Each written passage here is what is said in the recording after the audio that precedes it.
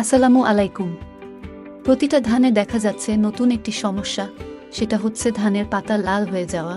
এটা মূলত দেখা যাচ্ছে ধান 50 থেকে 60 দিন বয়সে এই সমস্যা দেখা যাচ্ছে। এটা মূলত প্রথমে ধানের নিচের পাতা লাল হচ্ছে, তারপর আস্তে আস্তে উপরের পাতা লাল হচ্ছে। এই অবস্থায় কি করবেন?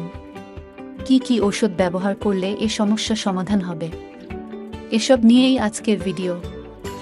ধান গবেষণা ইনস্টিটিউটের বিজ্ঞানীরা বিভিন্ন পর্যবেক্ষণের মাধ্যমে বলছেন, এবছর বৃষ্টিপাত কম হওয়ার কারণে মাটিতে কিছু পরিমাণ সালফার, কিছু পরিমাণ জিঙ্ক এবং কিছু পরিমাণ পটাশিয়ামের ঘাটতি রয়েছে। এবং দীর্ঘদিন পানি না হওয়া, হঠাৎ করেই বৃষ্টি, এক সপ্তাহের অধিক সময় থাকার কারণে ধানের জমিতে ছ্যাঁতে ভাব তৈরি হয়েছে।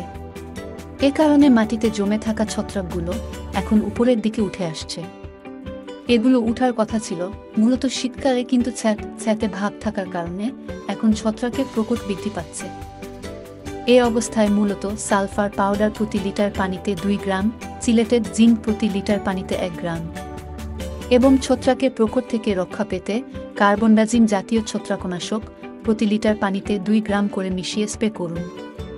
এগুলো বিভিন্ন কোম্পানির হতে পারে, আপনারা যে কোনো ভালো কোম্পানির ওষুধ ব্যবহার করবেন। আমার চ্যানেল একদম নতুন, সবাই সাবস্ক্রাইব করে আমাকে পাশে রাখুন। আবার দেখা হবে নতুন কোনো ভিডিওতে। আল্লাহ হাফেজ।